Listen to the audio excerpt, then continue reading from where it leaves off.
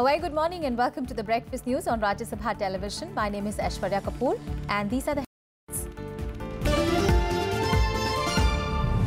Centre working to overhaul direct tax regime. Task force set to review Income Tax Act to submit report within 6 months.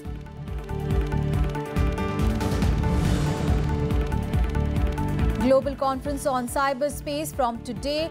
Over 10,000 delegates from 120 countries to participate in the two-day event to be inaugurated by Prime Minister Narendra Modi in Delhi. World's fastest supersonic cruise missile BrahMos successfully test-fired from Sukhoi 30 combat jet. Indian Air Force first in the world to successfully launch surface attack missile of this category. Jammu and Kashmir government announces withdrawal of FIRs against first-time stone pelters. Decision following suggestion by Centre's Special Representative Dineshwar Sharma.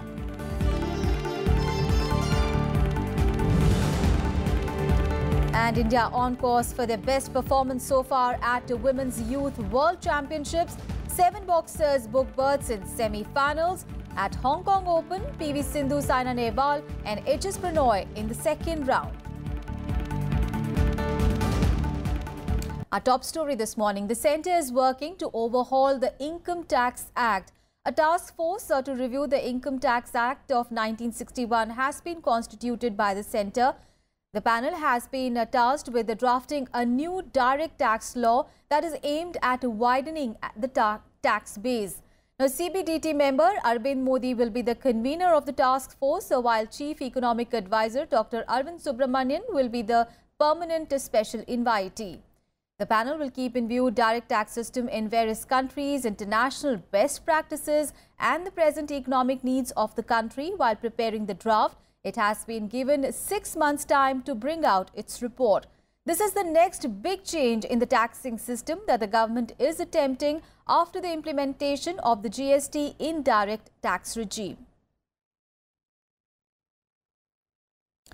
And the Union Cabinet meeting chaired by Prime Minister Narendra Modi on Wednesday approved the setting up of the 15th Finance Commission. The Cabinet also approved some other significant decisions. Here are the details. The Cabinet Committee on Economic Affairs on Wednesday cleared the setting up of the 15th Finance Commission. It will decide distribution of tax proceeds between the centre, states and local bodies. The Finance Commission is set up every 5 years. The government has allotted 10 crore rupees in the 2017-2018 budget for it. Recommendations of the previous 14th Finance Commission are valid from 2015 to 2020, while the 15th Finance Commission recommendations will be implemented from 1st April 2020. In other decisions, the Cabinet approved wage revision for central public sector enterprises. एक enabling decision होता है कि हर CPSC अपने employees के साथ wage negotiations आरंभ कर सकती है. कुछ CPSCs में ये 5 वर्ष के लिए वेज नेगोशिएशन होता है, कुछ में 10 वर्ष के लिए होता है. हर CPSC को फ्लेक्सिबिलिटी है. The Cabinet also cleared the ordinance to make changes to the Insolvency and Bankruptcy Code. It will be presented in the winter session of Parliament. Some changes are proposed to the Insolvency and Bankruptcy Code. Since this is being done by an ordinance till it is approved, as a matter of propriety, we don't give the details. The Cabinet also approved the revision in the salaries, allowances, pension of judges of the Supreme Court and the High Courts in order to implement the recommendations of the 7th Pay Commission. The increase in the salary and allowances will benefit 31 judges of the Supreme Court and 1,079 judges of High Courts. Around 2,500 retired judges will also benefit. सरकार ने फैसला किया है तो अब supreme court जजेस condition of service act 1958 और high court जजेस कंडीशन ऑफ सर्विस एक्ट 1954 में हम अमेंडमेंट करेंगे, क्योंकि जजेस की सैलरी के बारे में कोई भी फैसला बाय ए प्रॉपर लेजिस्लेटिव इंस्ट्रूमेंट होता है तो उसको अमेंडमेंट करना पड़ता है. A new scheme, Mahila Shakti Kendra, to empower rural women with an outlay of 3,636.85 crore rupees was also sanctioned. An agreement on cooperation between India and Russia to combat all forms of terrorism and organized crime was similarly approved. Also, India's membership for the European Bank for Reconstruction and Development got the nod. Kriti Mishra's report for Rajya Sabha TV. And Prime Minister Narendra Modi has expressed concern over a large number of people's grievances. At a meeting of Pragati to review various projects, the Prime Minister emphasized on the need to improve administrative arrangements for early redressal of complaints. The Prime Minister also took stock of the progress of the 9 infrastructure projects in the railway, road, power and renewable energy sectors. The Prime Minister also reviewed the progress in the implementation of the Pradhan Mantri Khanij Kshetra Kalyan Yojana, a scheme for the welfare of areas and people affected by mining-related operations.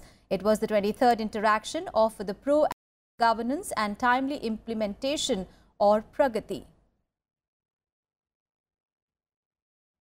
Now an update on the winter session of Parliament, and Finance Minister Arun Jaitley has clarified that the government will ensure a normal winter session of Parliament. He also explained that the government did not want the dates of the session to overlap with elections in Himachal Pradesh and Gujarat. Parliamentary Affairs Minister Anand Kumar has also said that the winter session, which generally starts from November 3rd week, would be convened in the month of December. Now, PTI is quoting government functionaries that the centre is contemplating convening the session from 15th of December, a day after the second and the final phase of the Gujarat Assembly polls. In a democracy, when elections are on, political parties are then addressing the people directly. Elections and parliament sessions normally don't overlap. So even when general elections are held, you finish the budget session immediately in the first week of March, so that by the time the campaign begins and the elections are notified, the parliament session is not on.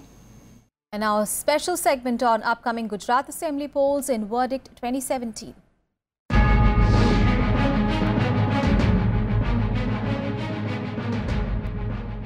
The Partidar Quota agitation leader Hardik Patel has announced his support to the Congress party in the Gujarat Assembly election. He said this after the Congress assured him that the party will give reservation to his community under a special category. Now, reacting to the development, his senior BJP leader Arun Jaitley stated that the Congress was making promises that cannot be kept. Partidar Quota stirred leader Hardik Patel has announced his support to the Congress for the Assembly elections in Gujarat. The support came after the Congress accepted his demand of providing reservation to the community. Gujarat के बिन आरक्षित वर्ग के लिए specific सर्वे होगा।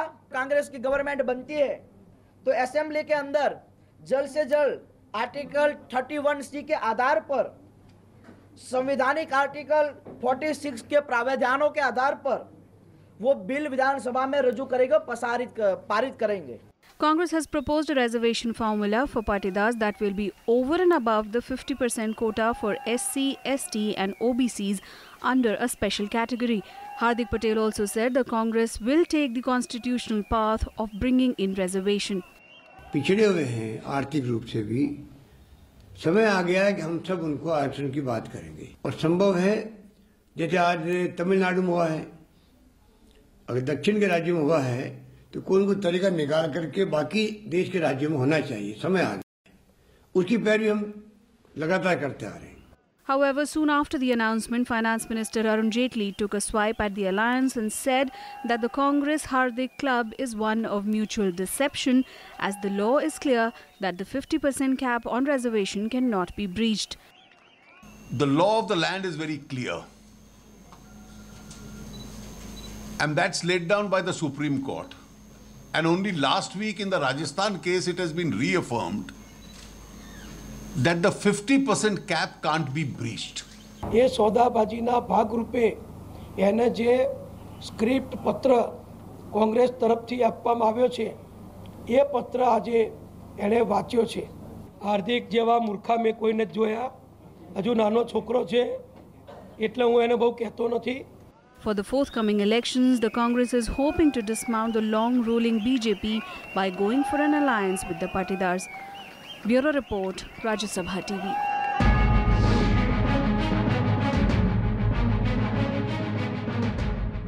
A big story coming in from Jammu and Kashmir, where Chief Minister Mehbooba Mufti has announced withdrawal of cases against youths involved in stone pelting for the first time. In a series of tweets, Mehbooba Mufti said that the confidence-building measure has reaffirmed the centre's commitment of creating an atmosphere for sustained dialogue. The decision was suggested by the centre's special representative to Jammu and Kashmir, Dineshwar Sharma, who held talks with various groups in the valley earlier this month. Over 11,500 cases were registered against stone pelters since last July in the unrest that broke out after the death of Hizbul terrorist Burhan Wani. The centre may also review the remaining cases of stone pelting in consultation with the state government. It is also expected to enhance the compensation for policemen killed during the encounters. सरकार सोचती है कि वहाँ का युवा जो भड़का हुआ था उसके रास्ते पर लाया जाए, जिन्होंने पहली बार स्टोन पेल्टिंग की है, बार-बार नहीं की है, ऐसे वहाँ के युवाओं को मुकदमा न चले। ये सरकार ने राज्य सरकार को कहा है कि नया प्रयास है और ये कोई छुपा हुआ नहीं है कि पाकिस्तान के द्वारा वहाँ के नौजवानों को भड़काया जाता है, उस्काया जाता है। And in some excellent news, India on Wednesday successfully test-fired the world's fastest supersonic cruise missile BrahMos from a Sukhoi 30 combat jet, paving the way for its induction into the Indian Air Force. With this, the armed forces are now capable of launching the BrahMos from land, sea and air, completing the tactical cruise missile trial for the country. The land and warship versions of the missile have already been inducted into the armed forces. Now, weighing 2.5 ton, BrahMos, which has a strike range of around 290 kilometers, is the heaviest to be deployed on India's Sukhoi 30 fighter aircraft. Prime Minister Narendra Modi in a tweet expressed delight and congratulated all those associated with the remarkable feat. Defence Minister Nirmala Sitharaman also congratulated Team BrahMos and the scientists at the DRDO for their historic achievement. BrahMos is a joint venture between DRDO of India and NPO Machinostroyenia of Russia. Missile अपने trajectory में जैसे plan था वैसे ही गया और जो target है उस पे डायरेक्टेड किया है। इसके साथ जो भारतीय वायुसेना का जो क्षमता है जबकि स्टैंड ऑफ रेंज से मार करने का, उसमें सिग्निफिकेंट कैपेबिलिटी आज आपने एस्टैब्लिश किया। Well, a big leap towards a deep surgical strike capability for the Indian Air Force. And with this, we'll take a very short break. We'll be right back.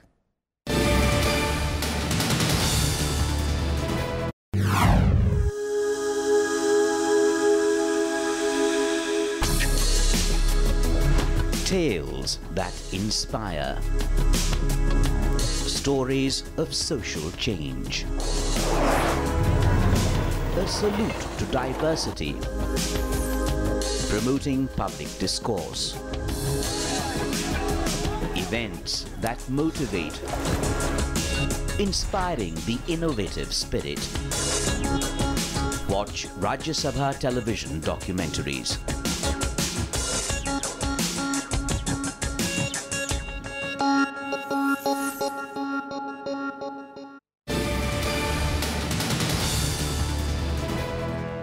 Thanks for staying with us. Vice President Ivanka Naidu participated in the 92nd birth anniversary celebrations of Satya Sai Baba in Anandpur district of Andhra Pradesh. He also inaugurated the Sri Satya Sai Archives building, which houses the 9 lakh audio cassettes, 5.5 lakh films, 7,000 manuscripts, 10,000 videotapes and 1.5 lakh photographs depicting the life and message of Sri Satya Sai Baba. Speaking on the occasion, Naidu said that Satya Sai proved that service to humanity is the service to God by launching several schemes which benefited the common man. Information with confirmation is more than an ammunition. It's an ammunition.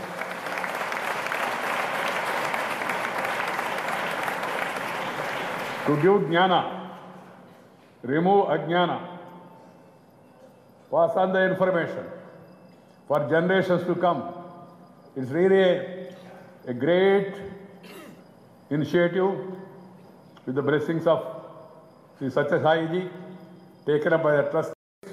So I would like to really compliment the scientists, the technicians and the trustees for getting this noble work done. And Vice President Ivanka Naidu also said that every reform must have a human face and the fruits of the reforms must reach the poorest section of the society. Addressing a gathering after inaugurating 160th year celebrations of a Kochi Chamber of Commerce and Industry on Wednesday, the Vice President said that the government's role is to provide an enabling role for businesses to grow. Advocating regulations without strangulations for trade, the Vice President said that chambers of commerce play an important role in economic development of the country. The Vice President also urged the corporate sector to take up initiatives in the corporate social responsibility. He said that demonetization and GST was in favor of the common man. 27% of the world GDP used to come from India.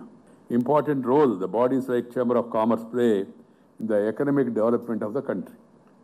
They act as a bridge between the government and the industry in creating conducive atmosphere, in highlighting the problems of the sector, and in impressing upon the public representatives the need to make the needed changes and reforms. On to some other news now. The two-day global conference on cyberspace will begin in Delhi. Now, this is the 5th edition of the global event and is expected to attract more than 2,000 delegates from over 100 nations. Prime Minister Narendra Modi will address at the opening ceremony. A large number of national and international leaders, policymakers, industry experts, think tanks and cyber wizards will take part in the conference that is being held in India for the first time. Several run-up events were organized in New Delhi on Monday ahead of the two-day global conference on cyberspace. Global leaders, policymakers, industry experts and cyber experts will deliberate on rules for a robust cyberspace at the conference that starts today. Content must be allowed to be kept online so that free speech is protected unless they conflict with our terms of service. We have strong views on removing hate speech. We have strong views on removing speech that is violent or extremist. That your fundamental right to free speech online under India's constitution and under the international human rights framework as well, of the International Covenant of Civil and Political Rights, there was an argument that the internet broadens the scope of communications. The first global conference on cyberspace was held in London in 2011. The theme for the 5th edition of the conference this year is Cyber for All, an inclusive, sustainable, developmental, safe and secure cyberspace. More than 10,000 delegates from 123 countries will take part in the event that will be inaugurated by Prime Minister Narendra Modi. Kriti Mishra's report for Rajya Sabha TV. Let's move on in the bulletin now. US President Donald Trump's daughter Ivanka Trump has called the Global Entrepreneurship Summit 2017 a testament to the strong friendship between India and America. Hosted jointly by India and the US, the 3-day summit will be held in Hyderabad from 28th of November. Ivanka Trump will lead a high-powered delegation of officials, women entrepreneurs and businessmen. She is also expected to deliver the keynote address at the summit that will be inaugurated by Prime Minister Narendra Modi. Now, ahead of her India trip, Ivanka said that for the first time in its 8 editions, the summit has been themed Women First and Prosperity for All. According to her, this demonstrates commitment to the principle that communities thrive only when women are economically empowered. The 1,500 entrepreneurs from 170 countries will take part in the summit. Women will represent 52.5% of the participants. All women delegations will represent more than 10 countries, including Afghanistan, Saudi Arabia and Israel.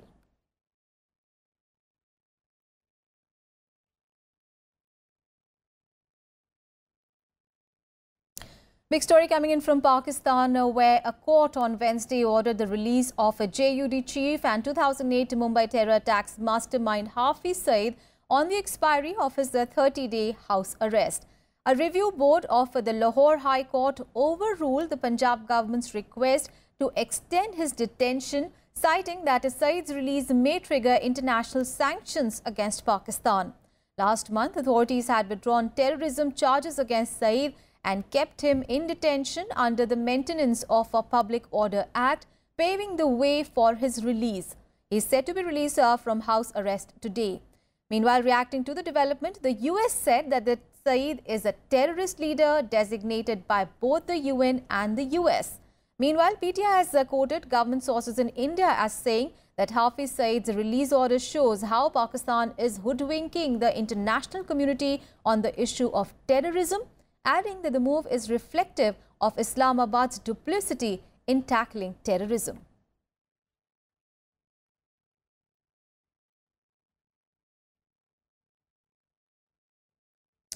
Our top international story: in Zimbabwe's former vice president has returned to the country to serve as the interim president following Robert Mugabe's historic resignation. Emmerson Mnangagwa arrived at the ruling ZANU-PF party headquarters in the evening yesterday to the cheers of thousands of supporters.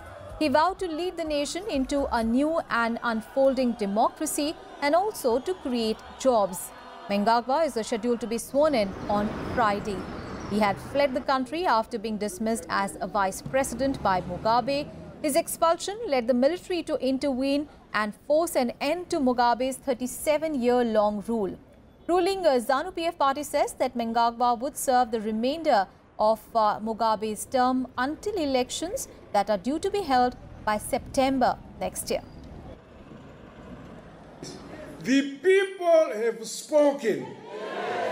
You yourself said, if the people say I must step down, you shall comply. This is the time to comply. Because the voice of the people is the voice of God. Today, we are witnessing the beginning of a new and unfolding democracy for our country. News from the Middle East now, and Russia, Iran and Turkey will hold a Congress in Russia to talk about peace in Syria. Now, Russian President Vladimir Putin declared that an agreement has been reached to hold a Congress. His comments came after Putin met with Iranian President Hassan Rouhani and Turkish President Recep Tayyip Erdogan in the Russian Black Sea resort of Sochi. He had earlier hosted Syrian President Bashar al-Assad here. Now, Putin said the Congress, whose members would include figures from the Syrian regime and the opposition, would lay the groundwork for a new constitution and elections. However, no date for the proposed Congress has been announced. The developments come ahead of the latest round of UN-backed talks in Geneva next week, for which Syrian opposition groups are aiming to form a united front. Putin says that the Congress in Russia could be a stimulus for the UN-hosted talks in Geneva.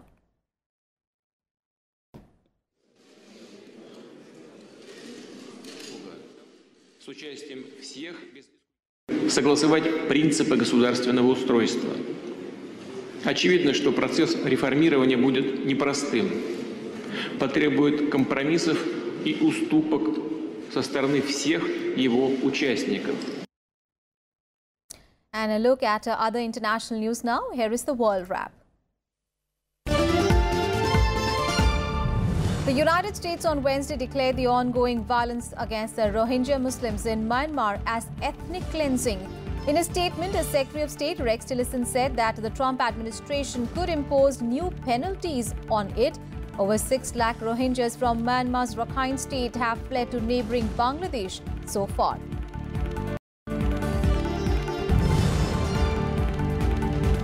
The UK government has announced that it is setting aside an extra £3 billion over the next 2 years in preparation for Britain's exit from the European Union. During the budget speech to Parliament, Finance Minister Philip Hammond said that the government is taking a balanced approach to steer Britain's economy through the next few years. The Finance Minister of the country also described Britain as an outward-looking, free trading nation, a force for good in the world, and the country fit for the future. And Argentina has accepted help from Russia in the search for a military submarine that went missing with 44 crew in the southern Atlantic a week ago.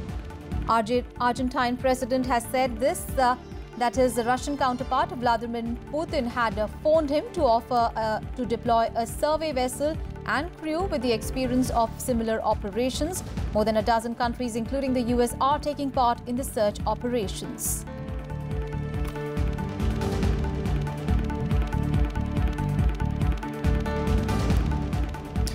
Good news from the world of sports, and Indian boxers are on course for their best ever performance at the AIBA Women's Youth World Championships in Guwahati. Now, India is assured of 7 medals at the ongoing tournament after 7 women boxers booked their berths in the semi-final. Now, Ankushita Boro in the 64 kg, Jyoti Gulia in the 51 kg, Neetu in 48 kg, Shachi Chopra in 57 kg, and Sakshi Chaudhary in the 54 kg weight category won their respective quarter-final bouts to join Neha Yadav and Anupama, who have already secured their berths in the last 4.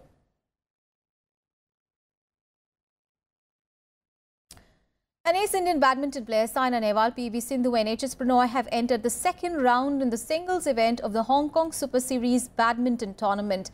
Olympic silver medalist PV Sindhu beat Leung of Hong Kong 21-18, 21-10.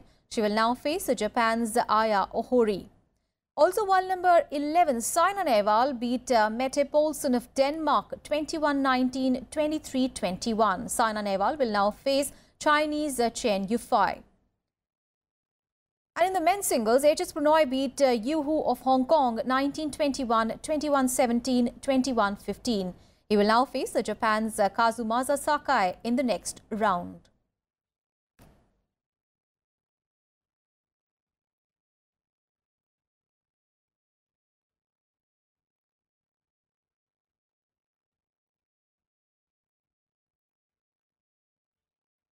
And that's it from me and my team in this edition of News. But news and updates continue on your channel. Thanks for watching.